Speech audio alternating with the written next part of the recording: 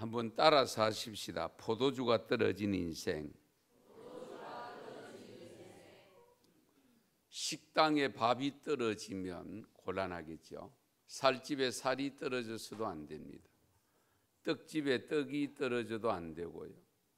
참기름집에 기름이 떨어져도 안 되지요. 식육점에 고기가 떨어지면 되겠습니까? 물론 생각보다 손님이 많이 오시면 떨어질 수 있습니다. 그러나 미처 준비를 잘 못해서 적게 해서 떨어진다면 그 손해는 본인이 보셔야 되죠. 그런데 잔치집, 요즘 잔치집하고는 많이 다릅니다마는 옛날 잔치집에 술이 떨어졌다, 곤란하죠. 그런데 우리 초대교회의 잔치집에는 포도주가 있었습니다. 그런데 포도주가 떨어졌다. 이것은 정말 곤란한 이야기죠. 그런데 이 잔치집에 밥이 떨어지고 국이 떨어졌다면 또 급히 만들 수가 있습니다. 요즘이야 포도주가 떨어져도 상류에 연락해서 대리점에 연락해서 금방 공급받을 수가 있습니다만은, 그러나 집에서 담근 포도주만큼의 맛은 낼 수가 없습니다. 그 당시에는 제조된 포도주 구입할 수 있는 것이 없고 전부 집에서 만들어서 공급하던 포도주니까 이것은 단시간에 만들 수 있는 것이 아닙니다. 그러니까 방법이 없습니다. 밥이야 급히 또 하면 됩니다. 국은 끓이면 됩니다. 그런데 포도주는 쉽게 만들 수 있는 것이 아닙니다. 축하해 주러 온 손님들에게 결정적 역할, 그들의 마음을 기쁘게 하고 나름대로 잔치집 분위기 흥을 돋구는 데 필요한 포도주가 떨어졌으니까 심각한 거죠. 그런데 그 심각성을 알고 있었던 사람이 오늘 본문에 보면 예수님의 어머니 마리아입니다. 그리고 이 어머니 마리아는 일찍이 잔치집에 있었기 때문에 내력을 다 압니다. 그러니까 포도주가 떨어진 것도 알고 있는. 그런데 예수님께서는 다른 제자들과 함께 너지막혀 온 겁니다. 결국은 오후 시간에 왔다라고 볼 수밖에 없다. 시간은 정확하게 나타나 있지 않습니다. 포도주가 떨어질 때인데 오전에 떨어질 리가 있겠습니까? 예상치 못한 손님들 때문에 포도주가 맛이 있어서 예상보다 더 많이 마셨기 때문에 포도주가 떨어졌는지는 모르지만은 어쨌든 포도주가 떨어졌다고 안 것을 보고 마리아가 일찍 가 있은 것을 보면 그 잔치집이 누구 집 잔치집이었을까? 그것도 좀 궁금하지 않습니까? 예. 그런데 그 잔치집은 성경학자들에 의하면 이 마리아가 일찍이 가 있었고 이 예수님도 예수님 오라고 하니까 제자들까지 초청했으니까 분명히 아는 집이었고 관계가 있는 집이었다 하는 것을 보면 사도 요한의 집이었을 것이다. 예수님과 육신적으로 이종간이잖아요. 그러니까 사도 요한의 집이었을 것이다. 그렇게만 알고 있으면 되겠습니다. 그런데 우리 인생을 살면서 사실 필요한 것이 많습니다만 가장 기본적으로 필요한 것은 의식주입니다. 의식주만 가지고 삶을 만족하는 사람은 아무도 없습니다. 물론 먹을 것이 귀할 때는 먹는 것만 있어도 좋겠다고 하지만은 먹는 거 있으니까 또 무슨 생각나요? 더 좋은 것 찾게 됩니다. 더 좋은 것, 더 맛있는 것 찾게 됩니다. 전에는 밥만 먹어도 좋다 이랬는데 밥 가지고 안 됩니다. 그렇죠? 그러니까 이 포도주가 떨어질 때에 결국은 인생의 즐거움이 떨어졌다 그 말입니다. 삶의 기쁨이 떨어졌다 그 말입니다. 우리가 그렇잖아요. 기쁨을 제공하는 나름대로 동력이 되는 포도주가 떨어졌으니 그 포도주가 떨어졌다는 것은 잔치집 분위기가 설렁한 거죠. 왜냐하면 기쁨이 없어졌으니까. 그러니까 빨리 포도주를 보충해야 되거나 이것을 어쨌든 가져와야 될 텐데 방법이 없습니다.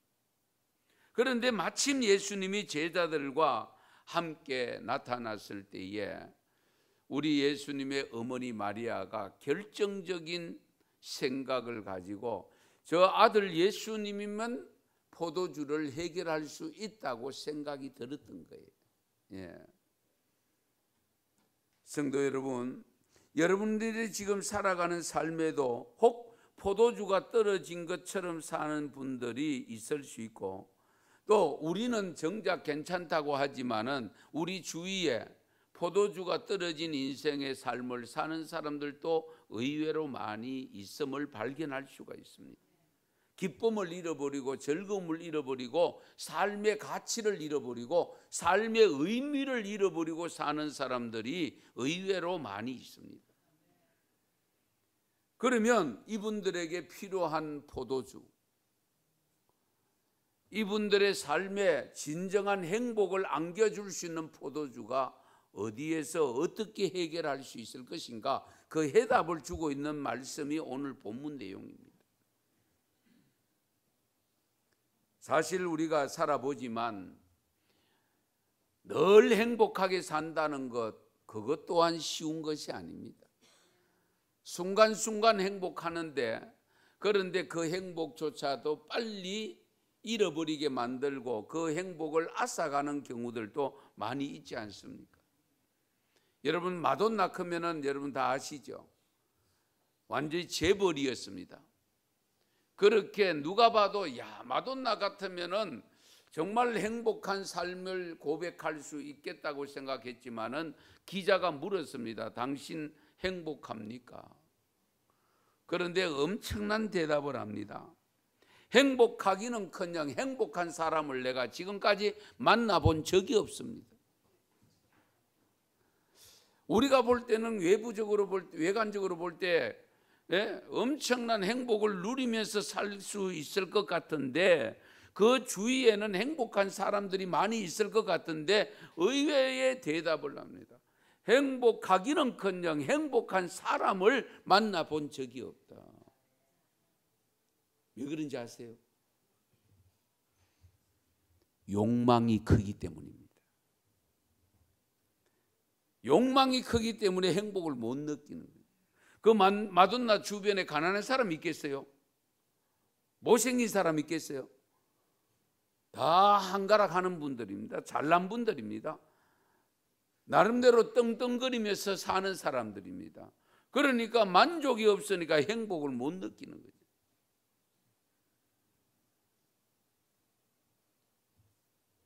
우리가 인생을 살면서 헌법에도 행복 추구권이 주어져 있습니다.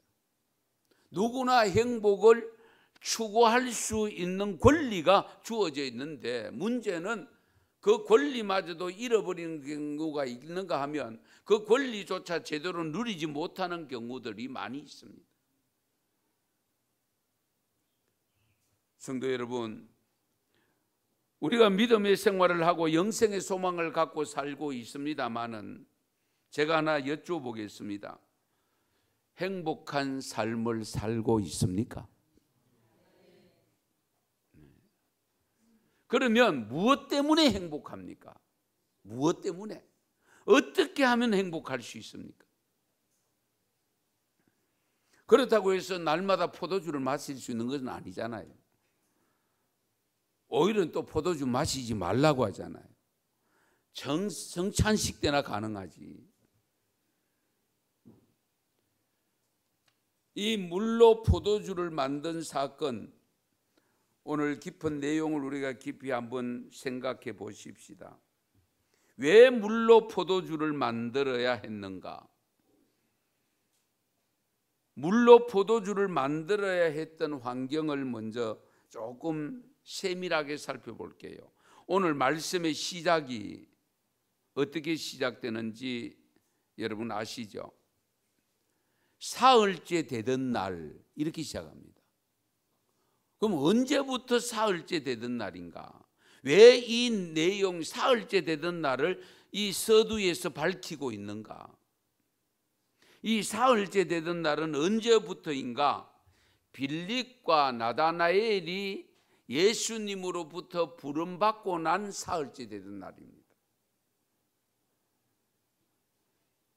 그러니까 이 빌립과 나다나엘이 예수님의 제자가 된 날부터 사흘째 되던 날, 이때 갈릴리 가나 동네에 혼인잔치집이 생겼고 그 혼인잔치집이 사도 요한의 집처럼 어쨌든 예수님의 어머니 마리아와 친척 관계가 있는 집이었다 하는 그곳에 예수님의 어머니가 가 계셨고, 그리고 살림 전체를 나름대로 파악을 하고 있기 때문에 포도주가 떨어진 것조차 알고 있는 이제 그런 상황에서 이거 어떻게 하나 전부 다 혀만 차고 껄껄거리고 있는데 예수님이 등장한 거예요.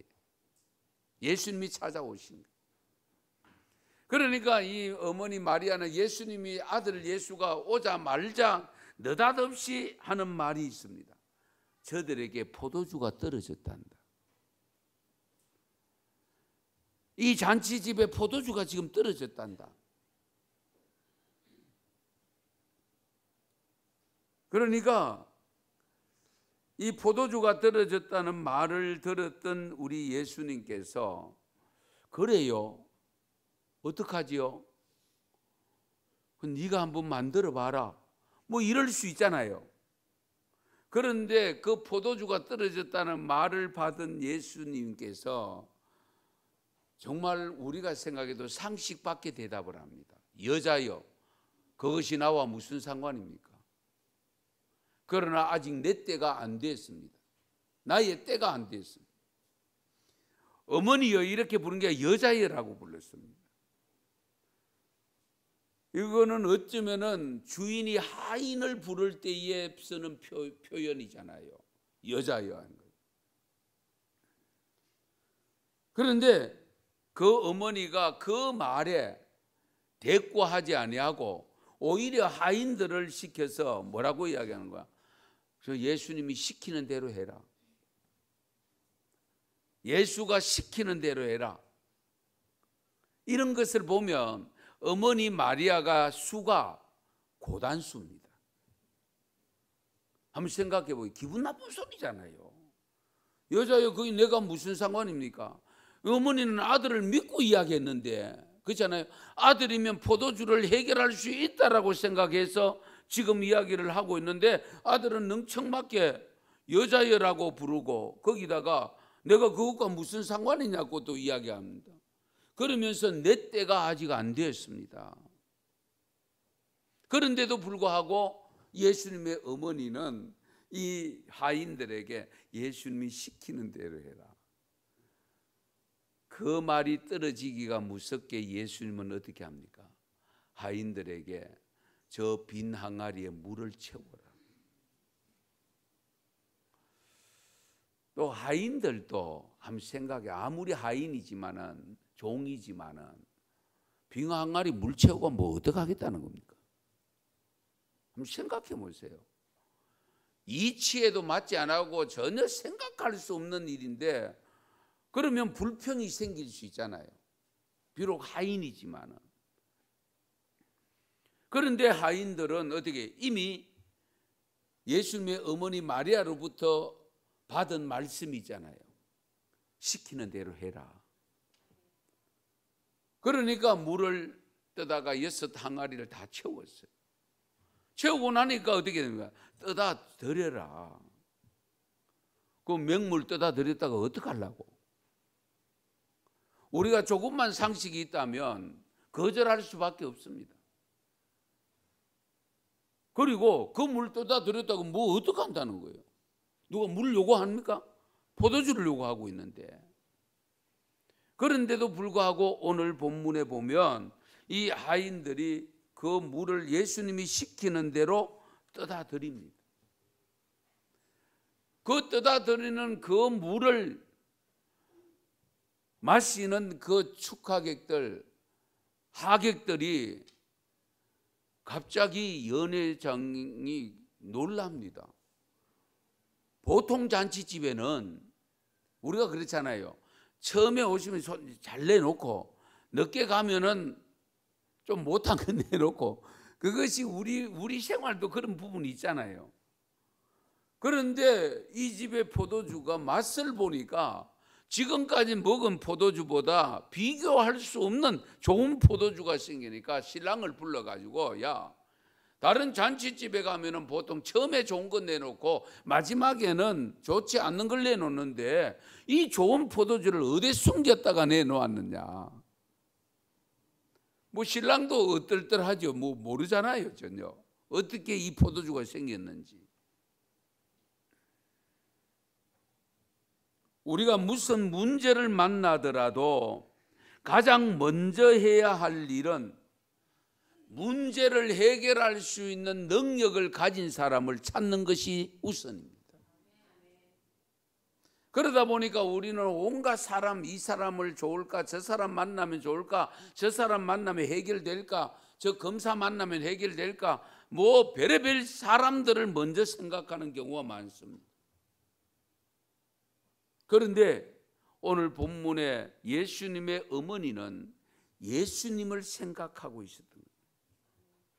예수님이 오면 해결할 수 있다. 비록 내 아들이지만은 예수님의 능력이면 이 포도주 없는 포도주도 해결할 수 있다고 생각하고 인정하고 있었던 겁니다. 바로 이 부분입니다. 성도 여러분들은 포도주가 떨어진 삶이 진행되어지거나 내 삶에 그런 상황이 찾아왔을 때에 여러분들은 무엇을 찾습니까? 누구를 찾습니까? 주님을 가장 먼저 찾고 있습니까? 아니면 사람 찾아다닙니까? 누가 뭐래도 예수님을 찾아야 됩니다. 예수님을 찾으면 해결이 됩니다. 해결할 수 없다고 생각되는 것까지도 해결할 수 있는 분이 우리 주님이시잖아요. 오래전 이야기입니다마는 어떤 사람이 사업을 하다가 실패를 하고 너무 삶이 어려우니까 하루는 아내를 불러놓고, 여보, 너무너무 미안하지만 당신과 나 우리 가족 함께 죽자. 동반 자살할 이야기를 아내에게 합니다. 가장이 오죽 못났으면 저런 이야기할까 이런 생각도 들지만 얼마나 힘들었으면 그런 이야기를 하겠습니까? 자기 혼자 그냥 죽기, 나머지 사람들이 어떻게 살든지 말든지 그런 생각도 할 수 있지만은 그 가난을 물려주고 어려운 형편을 물려줘서 나 한 사람은 떠나면 되지만은 그 남은 가족들이 고생할 걸 생각하니까 같이 죽자. 그때에 아내가 남편의 제안을 받아들이지를 않고 오히려 아내가 남편에게 제안을 합니다. 기왕 일이 이렇게 된 바에 죽더라도 기도 한번 해보고 죽자. 아내가 그렇게 제안합니다. 그래서 2주간 금식 기도를 하기로 작정을 하고 오살리 금식 기도원에 들어갑니다. 우리 오살리 순복음 금식 기도원이 유명하잖아요. 거기 들어가서 정말로 있는 힘을 다해서, 거기 가보신 분은 알지만 기도 굴들이 있습니다. 그 기도 굴들은 대부분 금식 기도하는 분들이 많이 찾습니다. 저도 한 몇 분 가본 적이 있습니다만은, 그래서 그 기도 굴을 전전긍긍하면서 기도를 하는데 한 절반쯤, 한 주간쯤 지났을까, 그때에 오래전에 헤어졌던 친구가 나타납니다. 이 친구가 지금 기도하고 있는 이분의 나름대로 형편이 좋을 때 돈을 꺼가고 떼먹고 미국으로 도망간 친구였습니다. 얼마나 원망스러웠겠습니까? 그런데 생각지도 못한 이 친구가 미국에서 건너왔는데 미국에 가서 예수를 믿기 시작한 거예요. 실패하고 도망간 사람들이 미국 가서 예수 믿는 사람 많아요. 예수 믿고 형편이 좋아진 거예요. 형편이 좋아지다 보니까 어느 순간에 돈을 꽂았던 친구가 생각이 난 거예요. 그래서 하나님께서 감동을 주셨겠죠. 그 빌렸던 돈에다가 이자에 이자를 쳐서 그 돈을 준비해서 한국에 와서 집에 찾아가니까 애들만 남아있는데 애들이 뭐라고 이야기하는 거니까 아빠 엄마가 금식 기도하러 오살리 순복음 기도원에 갔습니다. 그 이야기를 듣고 순복음 기도원에 찾아온 거예요. 그래서 기도 굴마다 찾아다니면서 친구를 찾았다가 만난 거예요.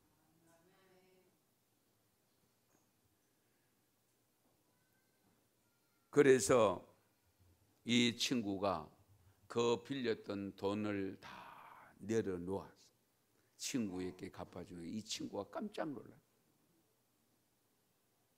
만약에 죽었더라면 어떻게 되었을까? 그래도 아내 말 듣고 정말 결단하고 금식 기도를 했더니 주님께서 하나님께서 이와 같이 친구를 보내주셨다. 할렐루야. 문제가 발생했을 때, 인생의 포도주가 떨어졌을 때 우리가 가장 먼저 해야 될 일은 주님을 찾는 일이고, 그 주님을 찾는다는 것은 주님께 기도한다 그 말입니다.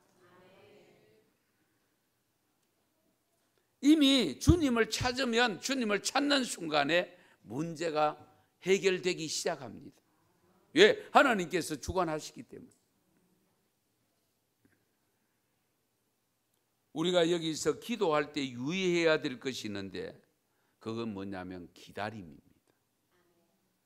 우리가 가끔 기도하는데 성질이 급해가 못 기다리다가 낭패를 당하고 기도 응답받기 전에 문제를 거슬리는 경우가 또 있습니다. 적어도 기도했으면 믿음을 가지시고 주님께서 응답하시기까지 기다림이 필요합니다.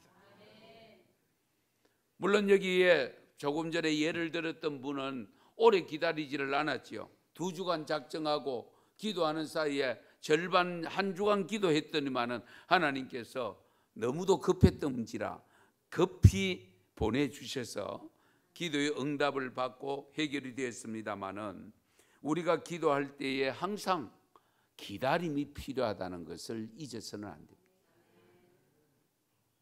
그래서 기도해 놓고 응답이 늦다고 해서 실망하고 낙심하고 빨리 포기하는 것은 절대로 금물입니다. 그러면 안 됩니다.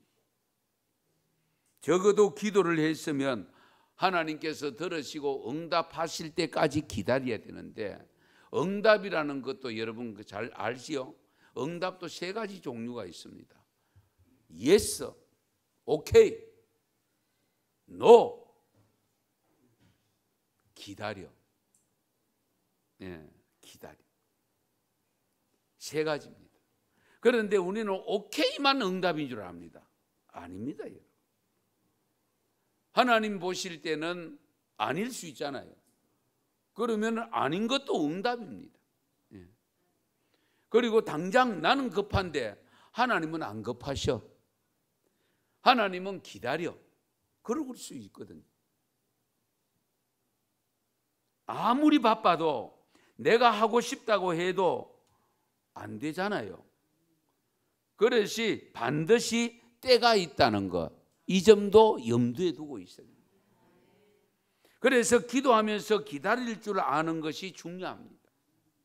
금방 기도 시작했다고 금방 해결될 것으로 그렇게 믿고 기도했다가 기도해봐도 별 수 없대요 이러고 떠나는 분들 가끔 볼 수 있거든요. 그건 안타까운 일이죠. 아직 때가 아니다 라고 하는데 예수님의 어머니는 어떻게 했습니까? 하인들 보고 시키는 대로 해라. 예수님 분명히 내 때가 아니라 그랬잖아요. 아직 내 때가 아닙니다. 그러면은 그래 알았다. 그럼 네가 할 수 있을 때 해라. 뭐 이 정도로 하는 것이 우리 일상적 아니겠어요? 그런데 예수님의 어머니의 마리아는 그 예수님이 때가 아니라고 함에도 불구하고 하인들에게 이미 이루어질 걸로 믿고는 어떻게 됩니까? 시키는 대로 해라. 그렇게 지시를 낸 거예요. 너희에게 무슨 말씀을 하시든지 그대로 해라. 오늘 본문에 보면 물이 포도주로 변하여서 지금까지 손님들에게 내놓은 포도주보다 더 맛 좋은 포도주가 될 수 있었던 것은 사실은 예수님 때문이 아닙니다. 예수님의 어머니 마리아의 믿음 때문입니다. 아들을 믿었기 때문에 가능한 겁니다. 아무리 내 아들이지만은 아들이 그렇게 할지를 믿지 못했더라면 이런 말씀들을 나눌 저간이 없죠. 그렇잖아요. 그러나 아들을 믿고 있었기 때문에 이 내 아들이면 예수님이면 이걸 해결할 수 있다고 믿었기 때문에 예수님이 도착하자마자 제자들과 지금 식사도 해야 되고 바쁜데, 그런데 예수님께서 야야 포도주가 떨어졌단다 없단다. 그게 뭐 나와 무슨 상관입니까? 나는 아직 내 때가 안 됐는데요. 그런데 하인을 바로 대령시켜가지고 시키는 대로 해라. 그러니까 예수님도 어떨 거래? 야, 물 갖다 채워라. 갖다 떠다 드려라. 그렇게 해서 잔치집 분위기를 완전히 새롭게 만들어 놓았잖아요. 이것은 결국 예수님의 어머니 마리아의 믿음 때문이라는 것. 여러분 마찬가지입니다. 여러분 가정의 기쁨을 잃어버렸을 때에, 교회의 기쁨을 잃어버렸을 때에 전체가 다 동원되면 좋겠지만은 그나마 그 포도주 떨어진 삶을 회복할 수 있는 길은 누군가 한 사람이라도 주님을 제대로 믿는 믿음이 있으면 해결됩니다. 그 믿음에 따라서 우리 주님은 역사하거든요. 믿음 없는 나를 보는 것이 아니고 믿음 있는 그 한 분을 보고 하나님께서 들으시고 응답해 주시는 거예요. 참 엄청난 일이 벌어지지 않았습니까? 아무리 큰 문제가 생겨도 예수님 모시고 예수님께 보고하고 예수님이 시키는 대로 순종하면 좋은 포도주 인생을 만들어 가게 됨을 믿으시기 바랍니다. 우리 누가복음 5장에도 보면 베드로가 밤새도록 고기를 잡았는데 한 마리도 못 잡고 그물 손질하고 있는 것을 예수님이 보고 있잖아요. 여러분, 그물이 아무리 찢어지고 손질할 게 많아도 고기만 많이 잡으면 그 문제가 안 됩니다. 그런데 고기는 없고 그물 손질하려고 하면 능률이 오르지 않습니다. 별로 기분도 안 좋습니다. 열매 없는 논밭 가려고 해보세요. 그러나 풍성한 열매가 가득한 곳은 쉽게 할 수 있습니다. 힘들어도 할 수 있습니다. 그런데 그 그물질하는 그들을 찾아와서 예수님께서 깊은 데로 가서 그물 놓아라. 여러분 잘 생각해 보세요. 예수님은 어부가 아닙니다. 고기 잡아본 경험도 없어요. 지금 바닷가에서 잔뼈가 굵은 베드로입니다. 안드레입니다. 요한입니다. 야고보입니다. 여러분 그물이 고기가 없으면 밤새도록 잡았는데 깊은 데 들었다가 낮은 데 들었다가 가까운 데 육지에 가까운 데 놔봤다가 멀리도 놔봤다가 다 해봤지. 저는 고기를 잡아봐서 압니다. 예. 오징어를 잡는데도요, 오징어 물레를 돌리는데 오징어가 안 오면 몇 시간 동안 안 오면요 이동을 합니다. 야간에도. 예. 그리고 불 밝은 곳에 잡는 배가 또 없나, 잘 잡는 배는 없는가 해서 보면은 오징어가 올라가는 거 보이거든요. 보이면 그 가까이 가서 닻을 놓고 잡기 시작하거든요. 그냥 오늘 안 잡히니까 아이고 오늘 공쳤다. 그리고 거기에 하루 밤새 괜히 있는 게 아닙니다. 이동합니다. 왜? 바다가 얼마나 넓은데. 그리고 마찬가지로 이 베드로가 밤이 맞도록 여기가 그물질을 했는데 못 잡았다는 것은 방법 다 사용했다 그 말입니다. 그런데 느닷없이 예수님 와서 야 깊은 데로 가서 던져라. 이거 웃기는 이야기지. 어부도 아닌 사람이, 전문가도 아닌 사람이 전문가한테 와가지고 깊은 데로 가서 던져라. 고기도 깊은 데 있는 고기가 있고요, 얕은 데 있는 고기가 있고요, 표층에 있는 고기가 있어요. 예, 다 달라요. 그런데 깊은 데 가가 뭔 고기 잡겠다는 겁니까? 한번 생각해 보세요. 그런데도 베드로가 중요한 고백을 하잖아요. 선생님의 말씀에 의지하여 내가 그물을 내리리다. 밤이 맞도록 그물질했으나 한 마리도 못 잡았지만은 당신의 말씀을 의지하여 그물을 내리리다. 그리고 깊은 곳에 가서 내렸더니 그물이 찢어질 정도로 많이 잡혔고 그 마리수가 153마리였잖아요. 모나미 볼펜의 숫자가 얼마죠? 153입니다. 153. 모나미 볼펜 그냥 쓰면 안 됩니다, 여러분. 의미가 담긴 볼펜입니다, 여러분. 그래서 그물이 찢어질 정도로 되니까 자기 배에 다 못 담으니까 이웃에 있는 배까지 오라고 해가 2배에 싣고 갔다 했잖아요. 할렐루야. 이런 역사가 어떻게 됩니까? 당신의 말씀에 순종했기 때문에. 이치에 맞지 않을 수도 있습니다. 전문가가 아닐 수도 있습니다. 그러나 하나님의 말씀이라면 이치에 맞지 않아도, 전문가의 말이 아니라도, 상식에 안 맞아도 하나님의 말씀이라면 순종하면 거기에 역사가 일어납니다. 거기에 기적이 일어나고 거기에 이적이 일어나는 겁니다. 창세기 22장 17절 18절을 오늘 자막에 뜨는 말씀 같이 읽겠습니다. 내가 네게 큰 복을 주고 내 씨가 크게 번성하여 하늘의 별과 같고 바닷가의 모래와 같게 하리니 내 씨가 그 대적의 성문을 차지하리라. 또 내 씨로 말미암아 천하 만민이 복을 받으리니 이는 내가 나의 말을 준행하였음이니라 하셨다 하니라. 아멘. 아브라함이 복받은 것이 이유가 뭐라고요? 예, 네가 나의 말을 준행하였습니다. 아브라함이 복 그냥 받은 게 아닙니다, 여러분. 갈대아 우르를 떠나라. 다 친척 다 버려두고 떠났잖아요. 아들 바쳐, 100세 얻은 아들 바쳐, 두말하지 아니하고 갖다 바치잖아요. 그 말에 순종했기 때문에 네가 복을 받았다, 그 말씀입니다. 우리는 복 받고는 싶은데 말씀은 제대로 순종하지 않는 경향이 없지 않아 있어요. 예. 말씀은 제대로 순종하지 않으면서 복 받으려고 합니다. 그러면 하나님께서 우리 보고 뭐라고 말씀하시겠어요? 그것은 여러분의 상상에 맡기겠습니다.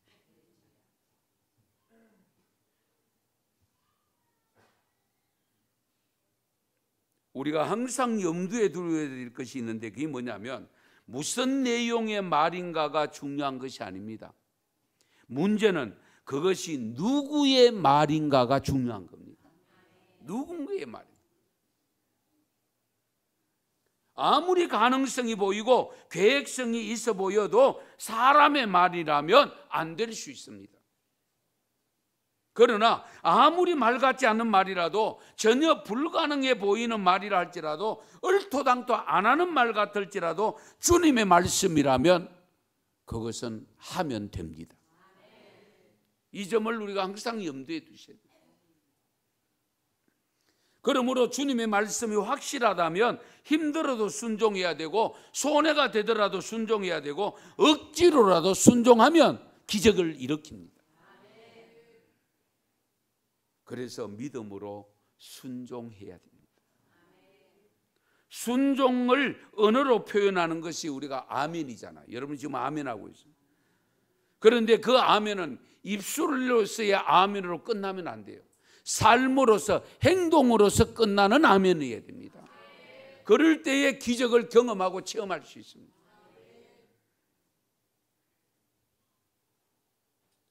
주님의 영광을 나타내시는 장면이 나오는데요.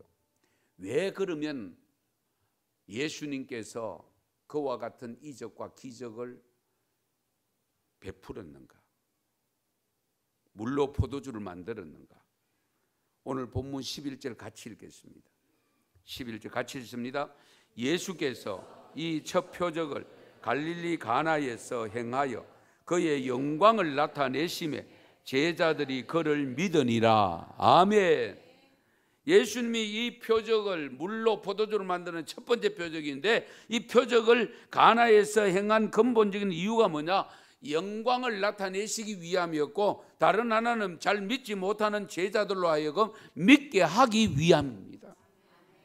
하나님께서 오늘날도 마찬가지입니다. 왜 우리에게 이적과 기적을 베푸느냐? 잘 믿으라고. 왜? 우리는 너무 못 믿어요. 불신이 많아요.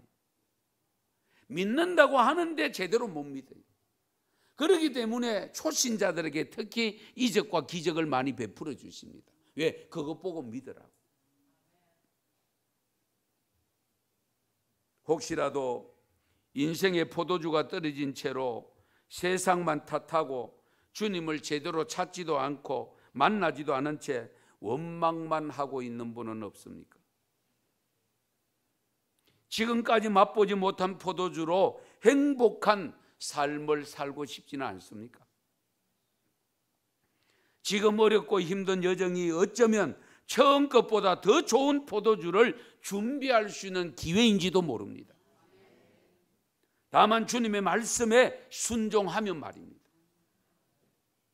제가 해볼 거 다 해보았지만 얻은 것이 없지만은 하나님이 주의 종을 통하여 들려주시는 이 음성을 듣고 그대로 순종하겠습니다 라는 고백을 가지고 순종하는 그런 결단이 있기를 바랍니다. 그 결단 뒤에 반드시 하나님께서 예비해 놓으신 이적과 기적이 기다리고 있습니다. 이런 기회를 놓치지 않았으면 좋겠습니다. 지금 여러분이 준비한 포도주가 떨어졌다고 한탄하지 마시고 누구를 원망하지도 마시고 오히려 더 좋은 포도주가 준비되는 기회로 삼으시는 지혜가 있기를 바랍니다. 전화위복의 기회를 만드는 믿음의 역사가 있기를 바랍니다. 내 인생에도 이렇게 행복한 때가 있는가라는 고백이 있는 삶이 될 수 있는 기회로 만드는 지혜가 있기를 축원합니다. 축복합니다. 기도드리겠습니다.